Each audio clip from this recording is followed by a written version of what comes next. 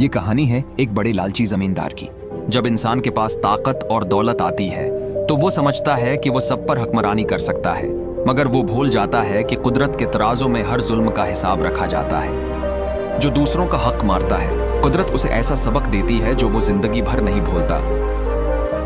एक गांव में एक अमीर जमींदार रहता था। जमीनों का मालिक, गांव का सबसे अमीर शख्स, मगर दिल का इंतहाई कंजूस था।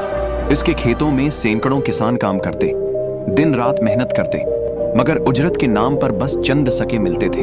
एक दिन किसानों ने हिम्मत की और अमीर जमींदार के पास गए और कांपती हुई आवाज में बोला, मालिक, इस बार फसल बहुत अच्छी हुई है, हमारी मजदूरी बढ़ा दें, हमारे बच्चे भूखे हैं। अमीर जमींदार हंसा, फिर गिराया, भूखे हो तो कम खाओ, जाओ जितना दे रहा हूं उसी में गुजारा करो। कोई कुछ न बोला। किसान जानते थे कि जमींदार से उलझना बर्बादी के सिवा कुछ नहीं। वो चुपचाप अपने बच्चों की भूख लिए वापस चले गए। कुछ दिनों बाद फसल पककर तैयार हो गई। अमीर जमींदार खुश था। वो सोच रहा था, अब की बार खूब मुनाफा कमाऊंगा, सब कुछ अपने गोदाम में भर लूंगा।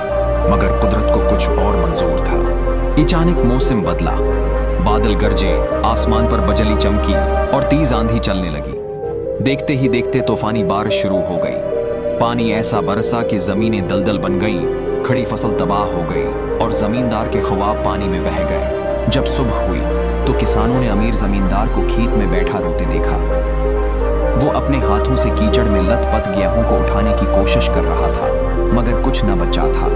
एक किसान करीब आया, जमींदार के कंधे पर हाथ रखा और धीरे से बोला, मालिक, आप कहते थे अगले साल देखेंगे, देख लिया। जमींदार ने नजरें झुका ली।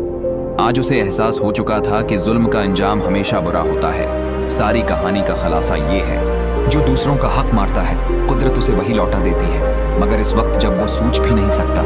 बुराई का अंजाम हमेशा बुरा होता है, क्योंकि जब इंसान जुल्म करता है तो वो ये भूल जाता है कि कुदरत के कानून में देर हो सकती है, मगर अंधेर नहीं होता।